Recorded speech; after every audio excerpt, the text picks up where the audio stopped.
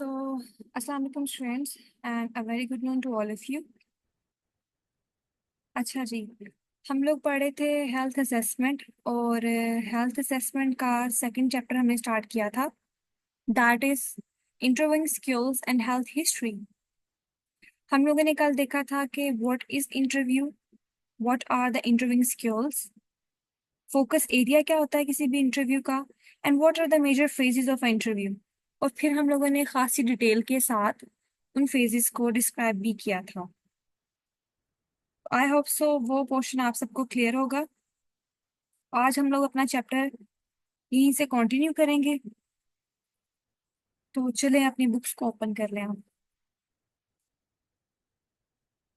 अच्छा जी, आज का टॉपिक है वो आपके कंटेंट का है, question number 7, that is communication during the interview. There are two basic type of communication, एक है verbal communication and other one is non verbal communication. आप फंडामेंटल ऑफ नर्सिंग में भी इसको अच्छे तरीके से पढ़ के आ चुके हैं, तो मैं इसका ओवरव्यू दूंगी।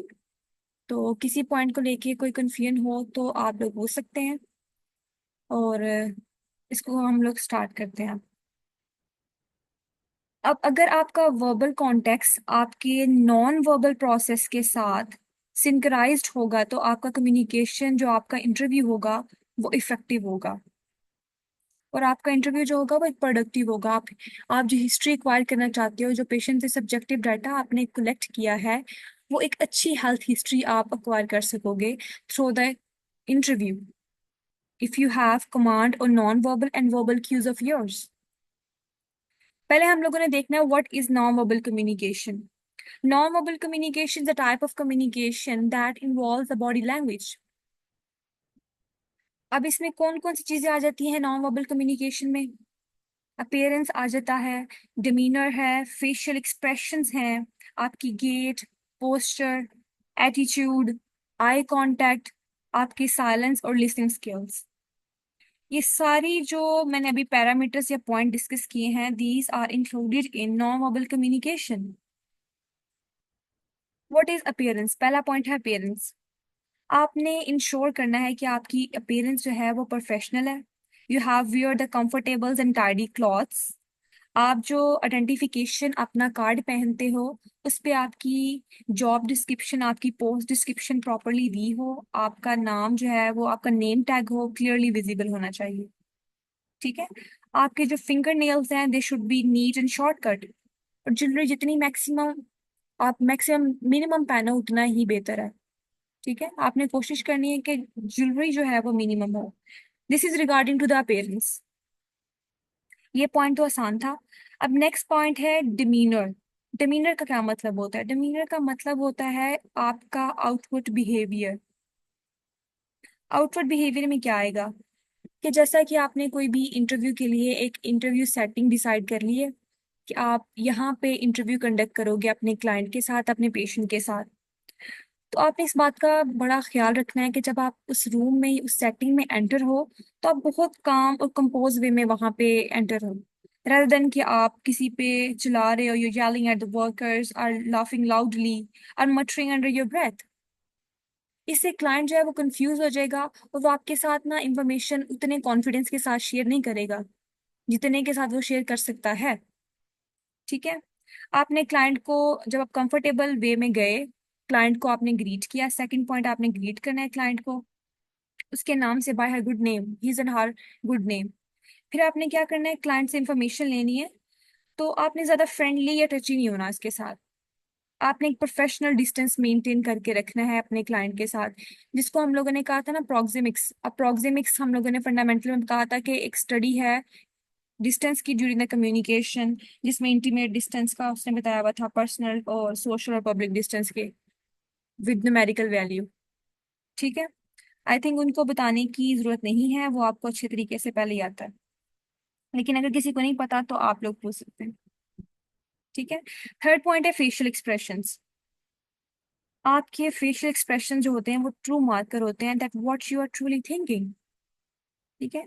तो जब आप किसी भी क्लाइंट के साथ या अपने पेशेंट के साथ इंटरेक्ट करें, उसके साथ इंटरव्यूइंग फेज में हो, तो आप कोशिश करें कि आपके फेशियल एक्सप्रेशन जो है वो न्यूट्रल रहें। अब न्यूट्रल एक्सप्रेशन से क्या मतलब होता है? न्यूट्रल एक्सप्रेशन का मतलब ये बिल्कुल नहीं है कि आपके फेशियल एक्सप्रेशन जो है वो बिल्कुल फ्लैट हो। ठीक है, आपके फेस पे कोई एक्सप्रेशन हो ही ना। इट मीन्स दैट आपने राइट एक्सप्रेशन राइट टाइम पे देना है।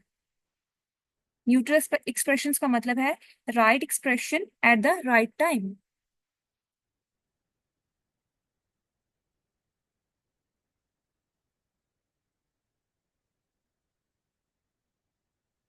जी, न्यूट्रल एक्सप्रेशन का मतलब है right expression at the right time.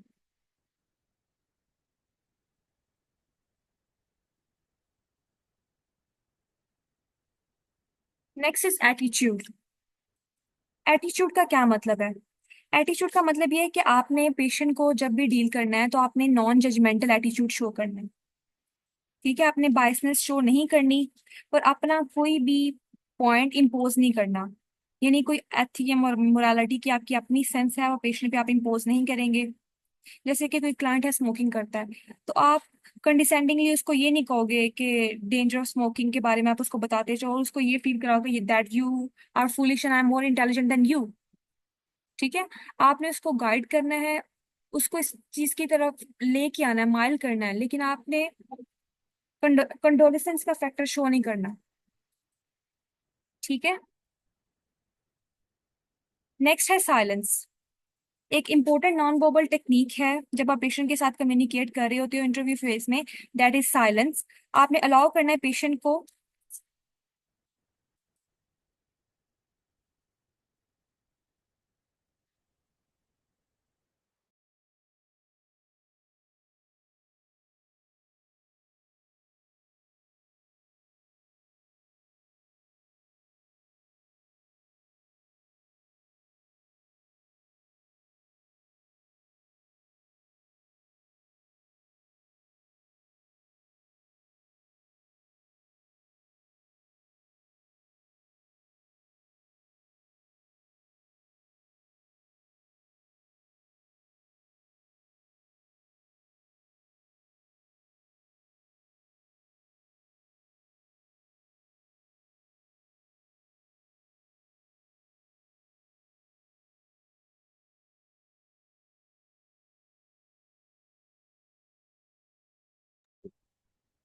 अच्छा जी, हम लोग पढ़े थे कम्युनिकेशन, नॉन वर्बल कम्युनिकेशन।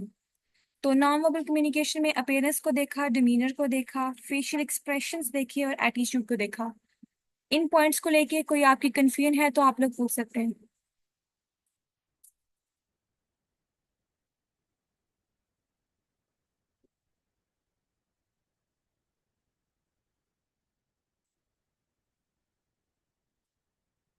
ये क्लियर है?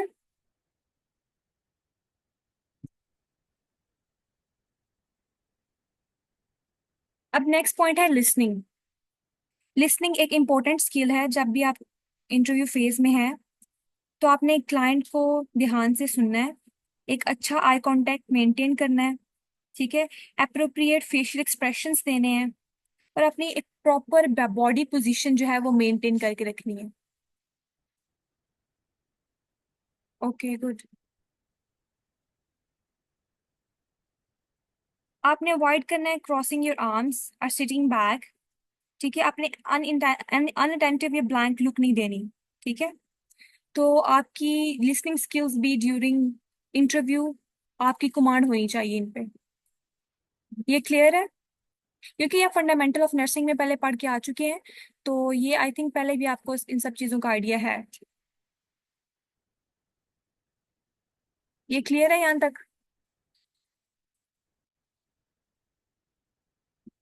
Okay, good.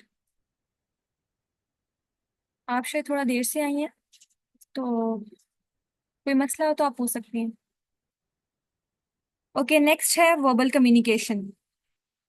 अब वर्बल कम्युनिकेशन में क्या होता है? वर्बल कम्युनिकेशन में आप डायरेक्टली क्लाइंट के साथ कम्युनिकेट करते हो और जितनी पॉसिबल इंफॉर्मेशन आप क्लाइंट से ले सकते हो आपने वो इंफॉर्मेशन एक्वायर करनी है।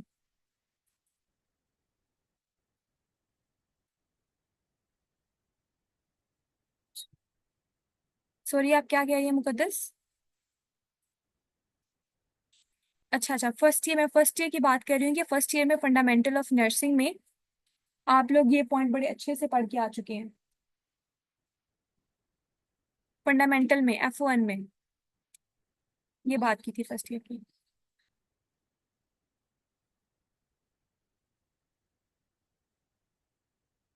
ओके ओके, अब नॉन वर्बल कम्युनिकेशन में फर्स्ट पॉइंट है open ended questions, second is close ended questions, third one is laundry list, rephrasing, well placed phrases and inferring, and last point is providing information. Open ended questions क्या होते हैं? Open ended questions वो questions होते हैं जिनके answer में detail required होती है। ठीक है, इसकी एग्जांपल है how you have been feeling lately.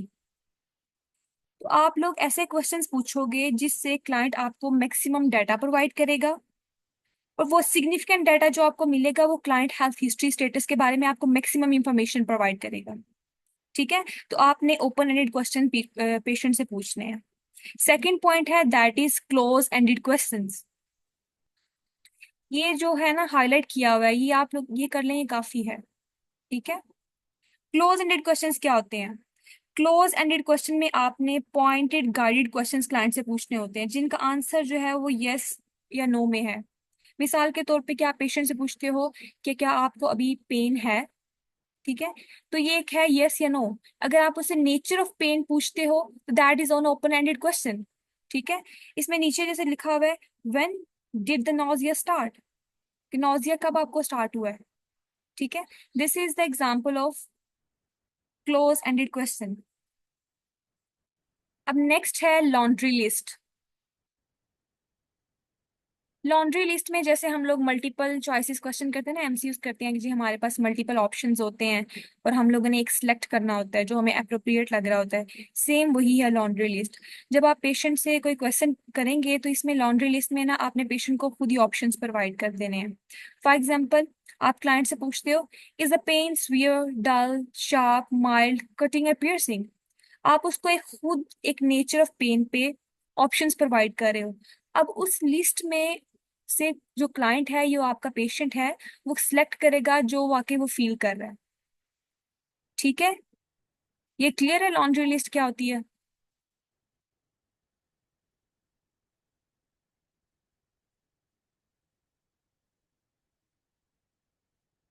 Okay, next is rephrasing. Rephrasing का क्या मतलब होता है?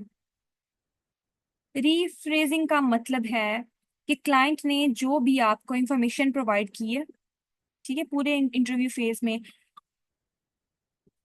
सॉरी, एक मिनट।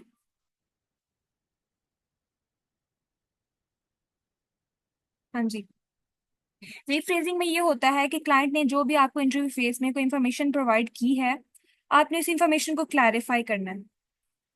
ठीक है, और आपने रीफ्रेजिंग में ना स्पेसिफिक सेंटेंसेस बोलने हैं। फॉर एग्जाम्पल, वो कहता है कि mister G tells you that he has really tired and nauseated for the 2 months। ठीक है, तो आप लोग क्या करेंगे, रीफ्रेज करेंगे क्लाइंट के कंसर्न को। आप क्लाइंट को कहेंगे you are thinking that you have a serious illness, ताकि आपको पता लग सके कि आपके क्लाइंट का क्या कंसर्न है। रीफ्रेजिंग समझ आ गई? क्लियर है ये पॉइंट?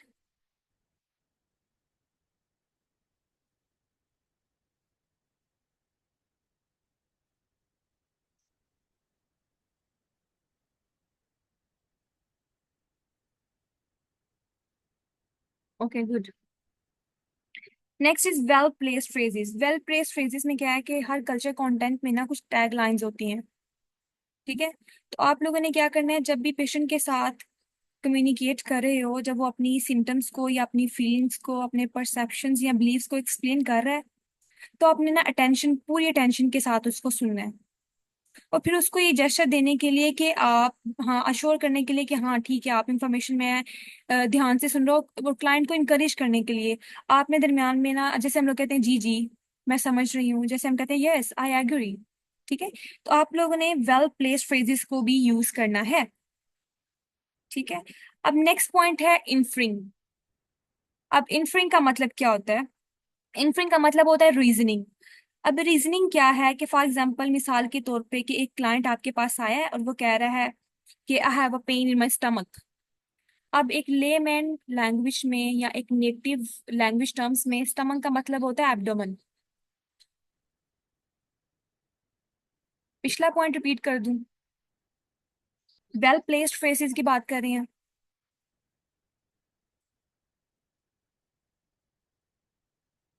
या इनफ्रिंग की बात कर रही हैं?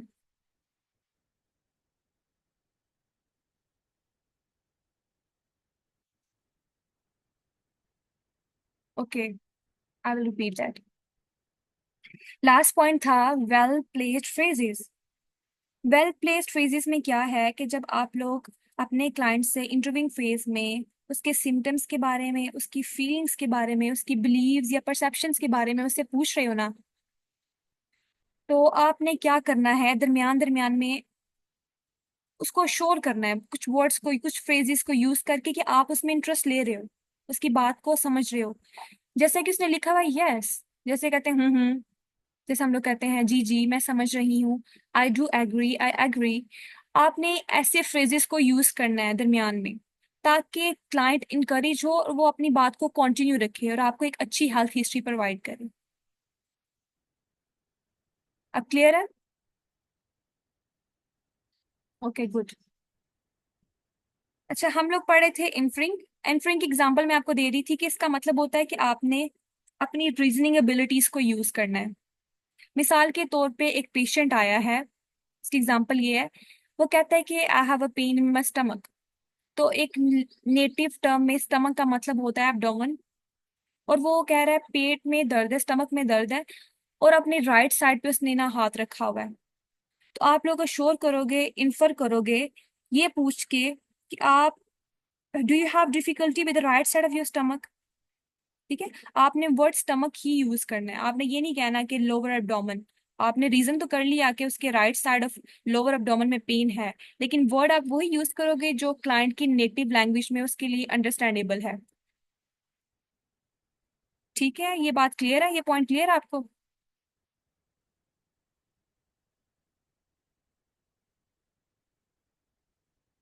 ओके। लास्ट पॉइंट इसका है वो है प्रोवाइडिंग इन्फॉर्मेशन। प्रोवाइडिंग इन्फॉर्मेशन में ये है कि आपने क्लाइंट को जो भी उसके क्वेश्चंस होंगे, कोई भी कंसर्न्स हैं, आपने उसका ना आंसर देना है हर क्वेश्चन का। और अगर आपको किसी क्वेश्चन का आंसर नहीं पता, तो आप उसको बताओगे कि that you will find out the answer of that question. ठीक है, आपने क्लाइंट को इंफॉर्मेशन प्रोवाइड करनी है जितनी वो उसको रिक्वायर्ड है। तो ये थे ना वर्बल कम्युनिकेशन की टेक्निक्स, कि ओपन एंडेड क्वेश्चंस पूछोगे, क्लोज एंडेड क्वेश्चंस पूछोगे, लॉन्ड्री लिस्ट थी, वेल प्लेस्ड फ्रेजेस थे, इन्फरिंग एंड प्रोवाइडिंग इंफॉर्मेशन। यहाँ तक क्लियर है? या पिछला नॉन वर्बल कम्युनिकेशन में से कोई पॉइंट आप देख लो, कोई रिपीट करना है तो मुझे बता दें।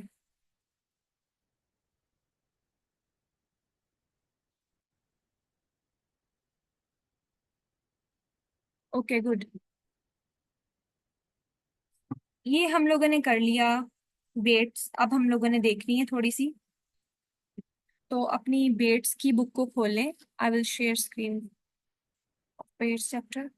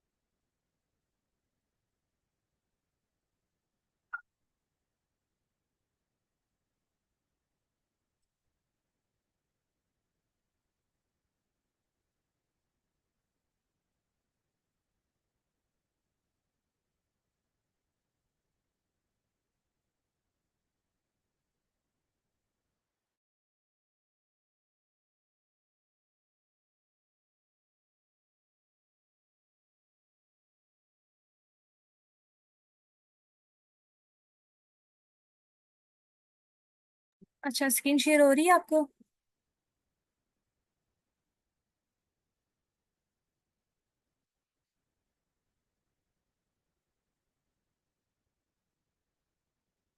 ओके।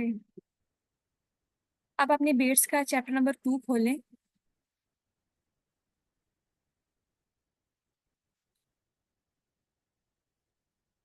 पेज नंबर है, पेज नंबर 68 खोले बल्कि।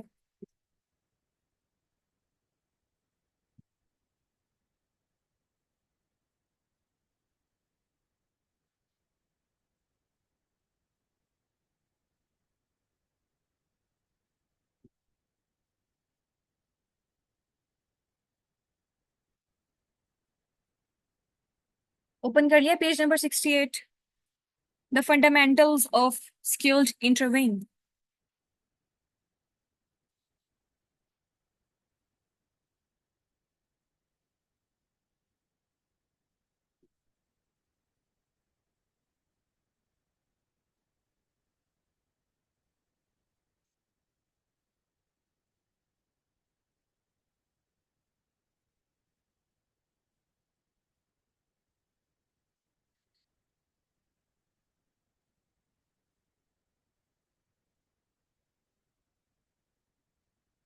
पेज नंबर 68 है आपके पास, कौन सा एडिशन है?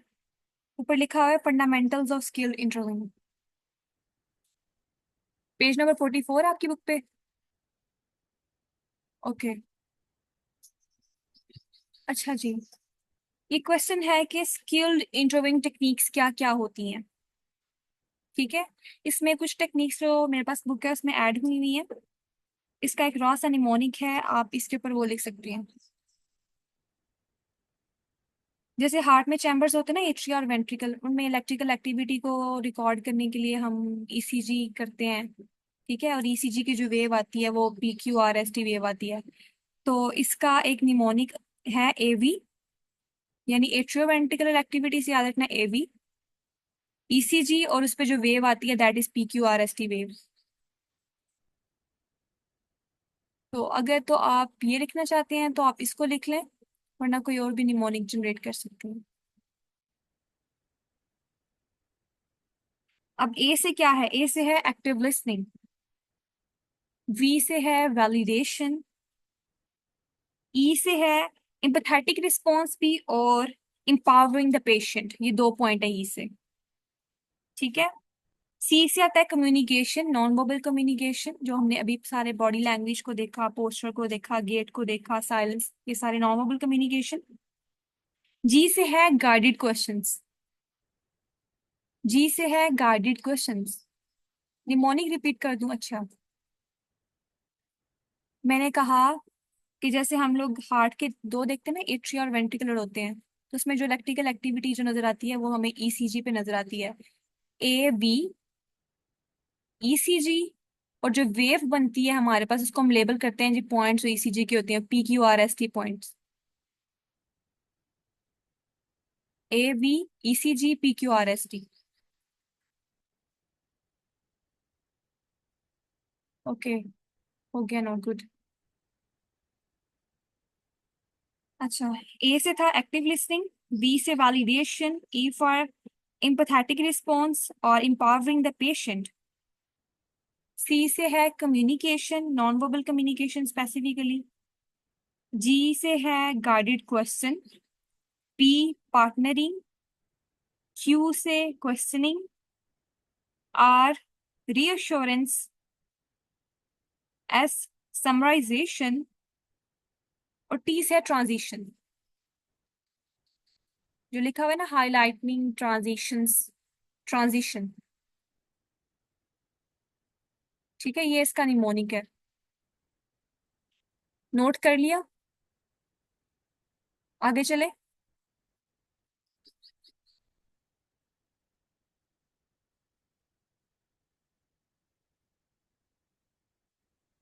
Okay good. सबसे पहले आ जाता है एक्टिव लिसनिंग। किसी भी कम्युनिकेशन का या पेशेंट का इंटरव्यू जब आप लोग कर रहे हो, तो उसका जो कार्डिनल या सेंटर पॉइंट है ना, वो है एक्टिव लिसनिंग।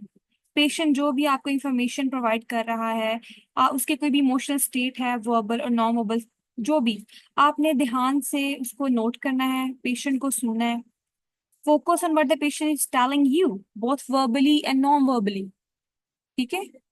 लिसनिंग स्किल्स में आपने पेशेंट जो आपको बता रहा है वर्बली और नॉन वर्बल क्यूज से, आपने उसको ध्यान से सुनना है। पहला पॉइंट क्लियर है? Active listening.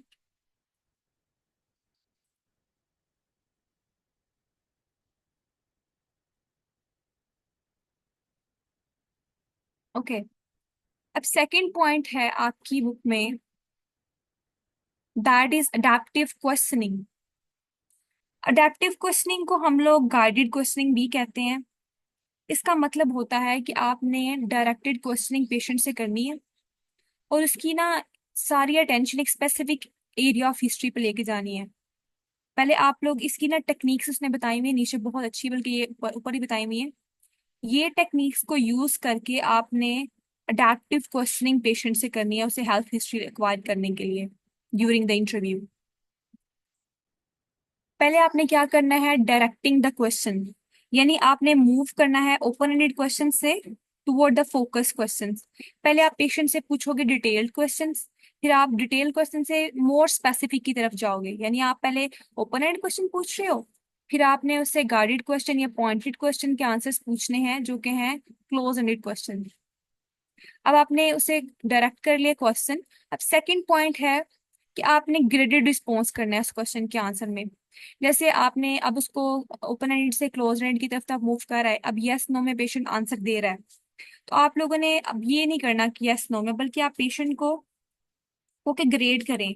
फॉर एग्जाम्पल, एक पेशेंट को आप पूछते हो कि how many steps can you climb before you get shortness of breath.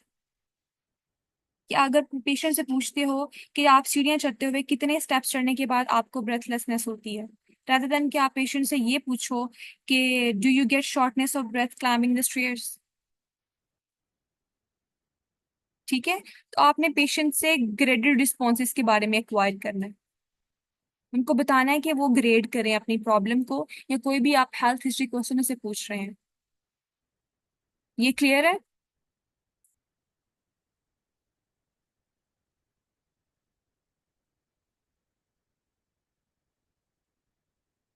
Okay,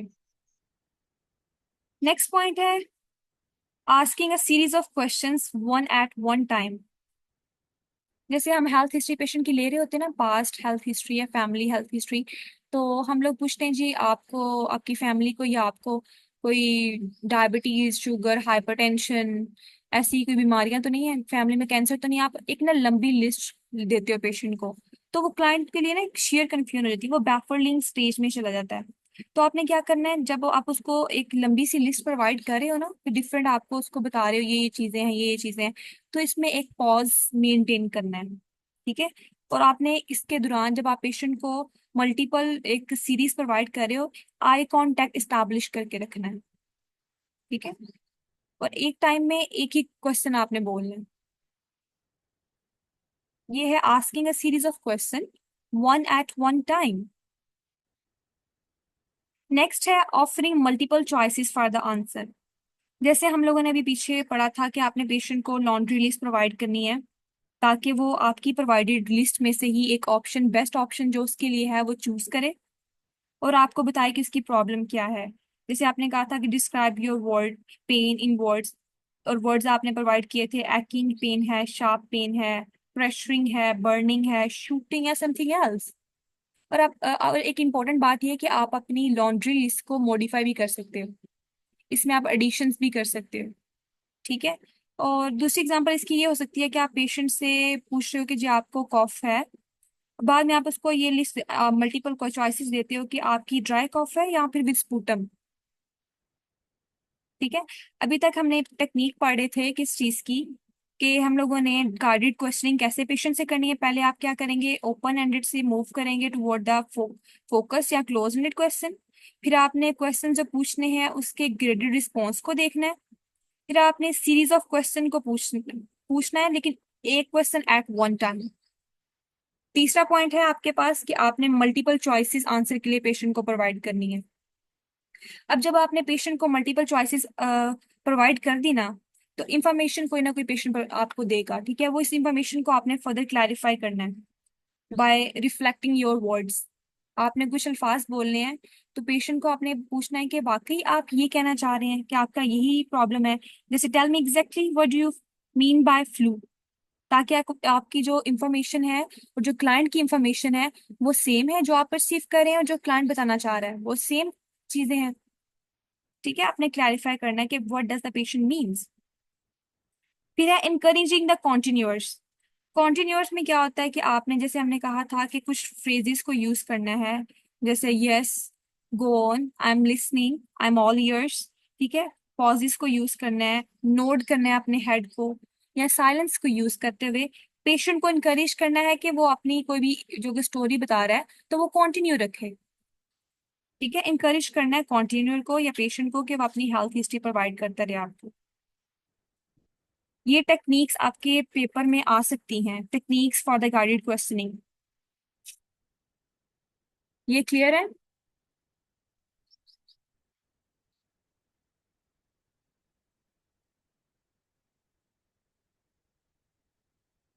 अच्छा, बोर्ड तो नहीं लग रही है अभी तक हेल्थ असेसमेंट?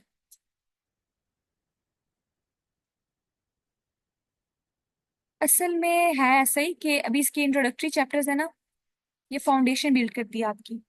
ये मुश्किल नहीं है लेकिन वेरी गुड अगर आपको मुश्किल नहीं लग रही, बोर नहीं लग रही। मैंने शायद आपको पहले भी बताया था, अभी ये बिल्कुल इंट्रोडक्टरी चैप्टर्स हैं। तो पहले 3 चैप्टर्स पे आपकी कमांड होगी ना, तो एक बस सिस्टम आपने ध्यान से पढ़ना है, फिर आपको बाकी सिस्टम्स में आसानी हो जाएगी, इतनी मेहनत नहीं करनी पड़ेगी।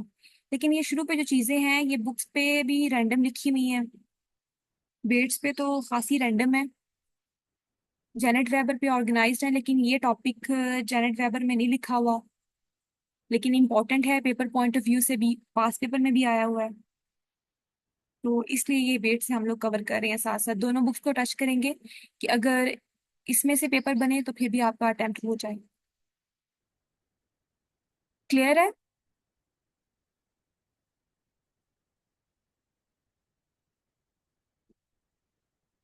Okay good. अभी हमने जो टेक्निक्स पढ़ी हैं, एक एक्टिव लिसनिंग पढ़ा है और दूसरा गाइडेड क्वेश्चनिंग पढ़ी है। दो टेक्निक्स को हम लोगों ने पढ़ा है। थर्ड है non verbal communication. Non verbal communication बहुत डिटेल के साथ अभी हम डिस्कस करके आए हुए हैं, अभी लेक्चर के स्टार्ट में पढ़ा है। वो मैं आपसे पूछूंगी अब, नॉन वर्बल कम्युनिकेशन की टेक्निक्स। अच्छा, फेशियल एक्सप्रेशन में एक टर्म मैंने कहा था, neutral expression of face. What is mean by that, neutral expression of the face?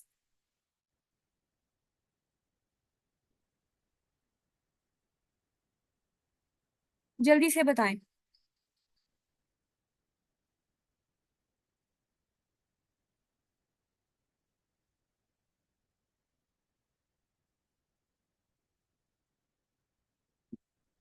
अच्छा चले मैं बता देती हूँ। हमने कहा था जो फेशियल एक्सप्रेशंस होते हैं, they are the real markers what the person is feeling. ठीक है, तो जो आप फील कर रहे हो आपके फेशियल एक्सप्रेशंस वैसे ही होंगे, लेकिन जब आपने क्लाइंट के साथ इंटरव्यू में होना है तो आपने वो फेशियल एक्सप्रेशन यूज करने हैं जो कि न्यूट्रल हो। अब न्यूट्रल फेशियल एक्सप्रेशंस का मतलब हरगिज ये नहीं है कि आपने फ्लैट फेशियल एक्सप्रेशंस देने हैं। पेशेंट कुछ भी कह रहा है, आपका एक एक्सप्रेशन है। ठीक है, आपने अपने फेशियल एक्सप्रेशन को पेशेंट की गिवन इंफॉर्मेशन के साथ सिंक्राइज करना है। अब ऐसा भी नहीं करना कि पेशेंट कह रहा है जी he is at the verge of tearing, वो रोने वाला हुआ है और आप स्माइल कर रहे हो, तो इससे पेशेंट को लगेगा आप उसकी प्रॉब्लम को नहीं समझ रहे। अब क्लियर है?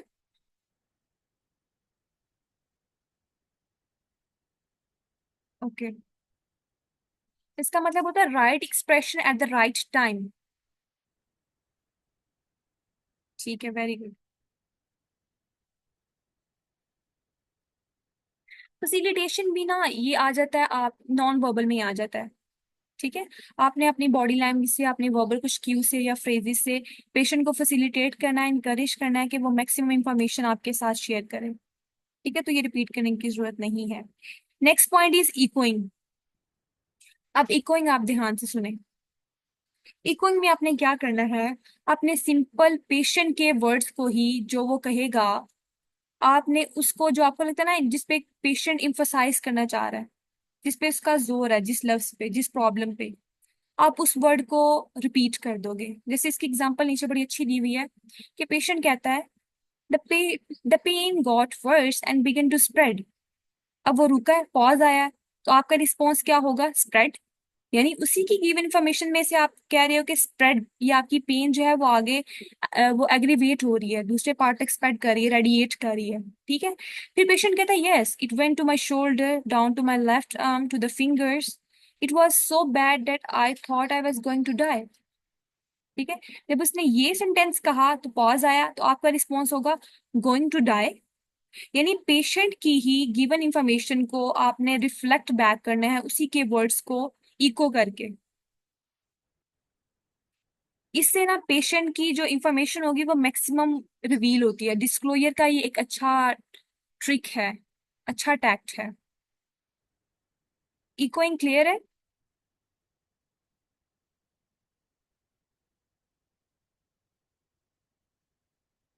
Okay good.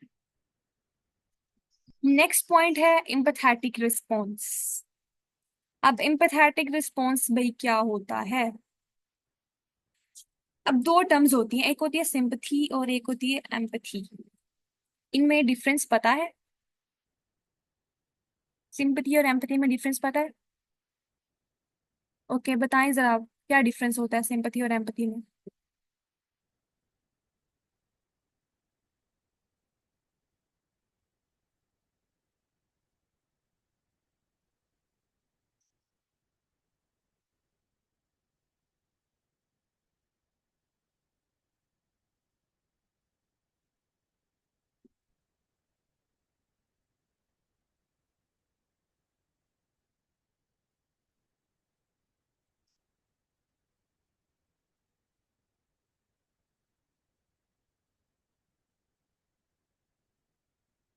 अगर नहीं आता तो फिर भी बताएं।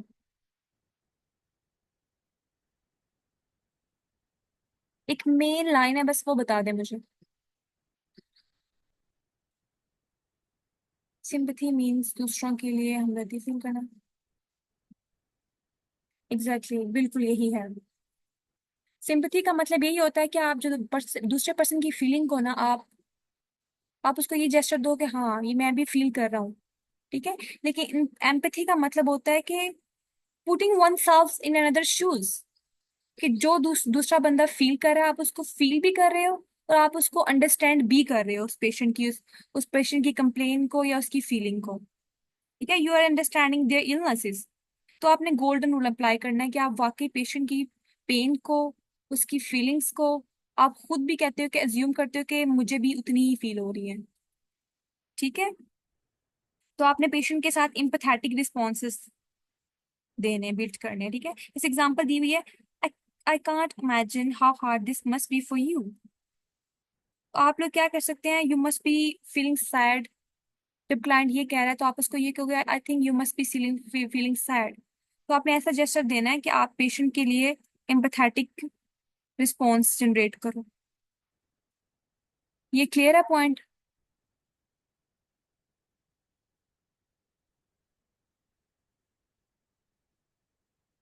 ओके। अब वैलिडेशन में क्या है? वैलिडेशन में ये है कि जो पेशेंट कोई भी पॉइंट, उसकी कोई भी कंफ्यूजन है, आपने उसको फॉर्मेशन दे देनी है। मिसाल के तौर पे कि पेशेंट आया है एक्सीडेंट, कार एक्सीडेंट के बाद, तो आप उसको ना अश्योर कर दोगे कि कार एक्सीडेंट हमेशा थोड़े फैटल ही होते हैं, तो ये वनरेबिलिटी है कि आपका कार एक्सीडेंट हुआ तो इसलिए आप थोड़े सैड हो। जो पेशेंट फील कर रहा है तो आप उसको थोड़े सा अफर्मेशन दे देते हो कि इट्स ओके, जैसा आप फील कर रहे हो ऐसा फील करना एक नॉर्मल चीज है। तो वैलिडेशन में आपने पेशेंट की स्टेटमेंट्स को या पेशेंट की फीलिंग्स को वैलिडेट करना है। ठीक है। अब नेक्स्ट पॉइंट है रीअश्योरेंस। रीअश्योरेंस में क्या होता है? रीअश्योरेंस में जैसे हम किसी को हौसला नहीं देते, किसी की हिम्मत बताते हैं, वैसे आपने ना पेशेंट को इनकरेज करना है, उसको हौसला देना है कि जब पेशेंट एंग्शियस या अपसेट होगा तो आपने उसको रीअश्योर करना है ये कहते हुए कि don't worry, everything is going to be all right. ठीक है। तो पेशेंट को ना ये चीजें उसकी ना सेंस ऑफ सिक्योरिटी प्रमोट करेगी। वो थोड़ा सा अच्छा कंफर्टेबल, थोड़ा सा अच्छा फील करेगा। प्रॉब्लम तो वही एग्जिस्ट करी है, लेकिन उसका कोपिंग मैकेनिज्म जो है वो थोड़ा सा एक्सेलरेट हो जाएगा आपकी ऐसी स्टेटमेंट से। ये बात क्लियर है?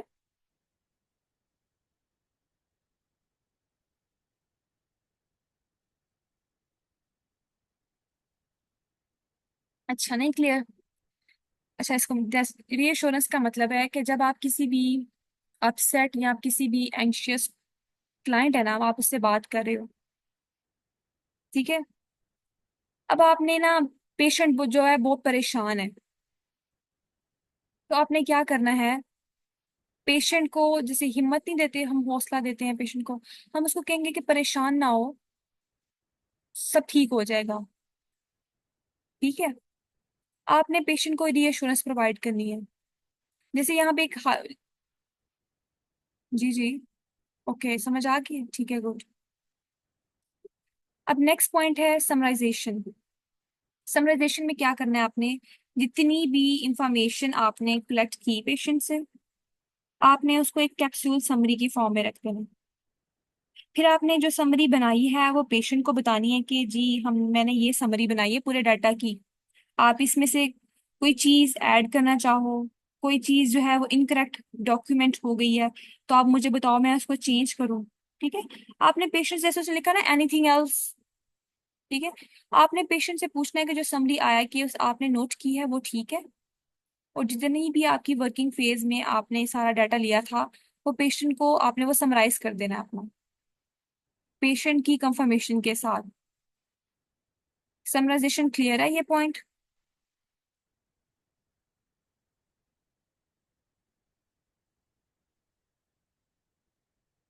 Okay, good. अब नेक्स्ट है हाईलाइटिंग द ट्रांजिशंस या फिर ट्रांजिशंस।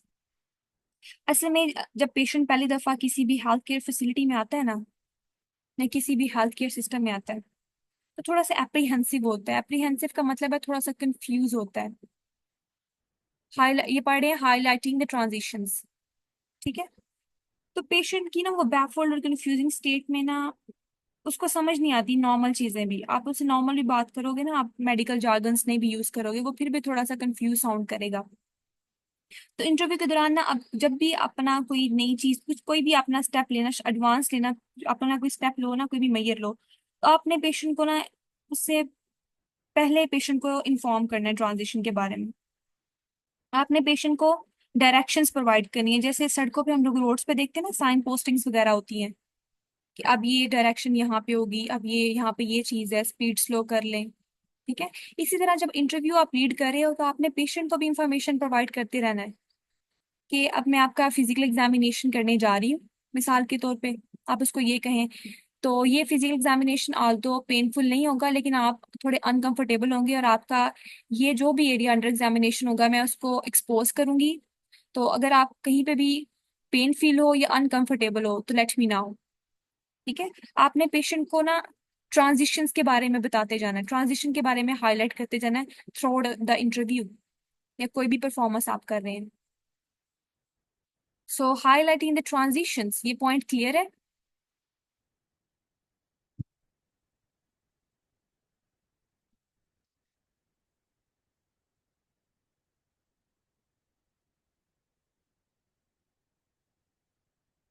Okay, good.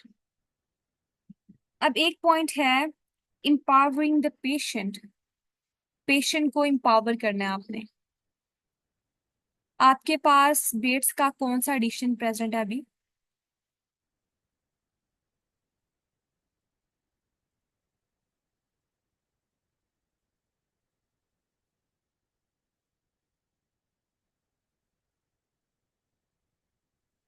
बेट्स का कौन सा एडिशन आप पढ़ रहे हैं?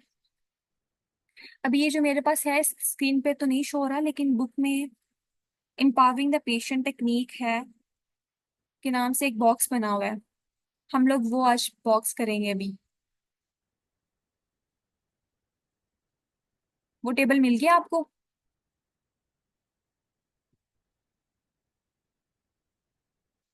पेज नंबर 73 है। ओके, गुड, मिल गया, ठीक है। अब है कि एम्पावर करना पेशेंट को, एम्पावरिंग द पेशेंट। इसके लिए आपने ना टेक्निक्स यूज करनी होती है कुछ, ठीक है। अब वो टेक्निक्स क्या क्या हैं? पहली टेक्निक है इवॉक द पेशेंट्स पर्सपेक्टिव।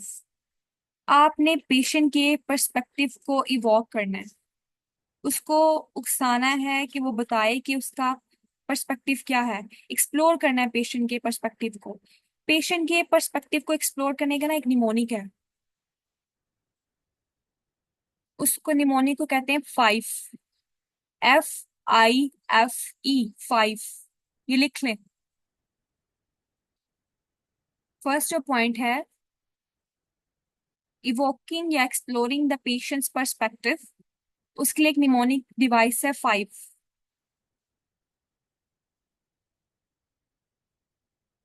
अब एफ से क्या होता है? एफ से मुराद है the patients feeling. First F से है पेशेंट्स फीलिंग। इसमें पेशेंट की आपने उसके फियर्स को या कंसर्न्स हैं रिगार्डिंग द प्रॉब्लम, उसको एड्रेस करना है। ठीक है, पेशेंट फीलिंग को फोकस करना है। आई से है पेशेंट्स आइडियाज। अब पेशेंट का आइडिया क्या है नेचर और काज ऑफ प्रॉब्लम के बारे में, आपने उसके बारे में पेशेंट से एक्वायर करना है कि वो अपनी प्रॉब्लम, जो भी उसकी हेल्थ प्रॉब्लम है या उसकी हेल्थ प्रॉब्लम की काज को लेके या उसकी नेचर को लेके पेशेंट के क्या आइडियाज हैं, उसकी क्या थॉट्स हैं, क्या परसेप्शंस हैं, या आप पेशेंट से पूछोगे। FIF, सेकंड एफ जो है उसका मतलब होता है फंक्शन। फिर आपने एक्वायर करना है पेशेंट से कि जो भी उसकी करंट प्रॉब्लम है या उसकी कोई चीफ प्रॉब्लम है, हेल्थ प्रॉब्लम है, उससे उसकी लाइफ और एक्टिविटी ऑफ डेली लिविंग की फंक्शनिंग में क्या डिफरेंस आया है। नेक्स्ट एफ है फंक्शनिंग, पेशेंट्स फंक्शनिंग। फर्स्ट है फीलिंग, पेशेंट्स फीलिंग। सेकंड है पेशेंट्स आइडियाज, और third one is patients functioning. अब ई है, ई का मतलब है पेशेंट की एक्सपेक्टेशंस क्या है। E for expectations,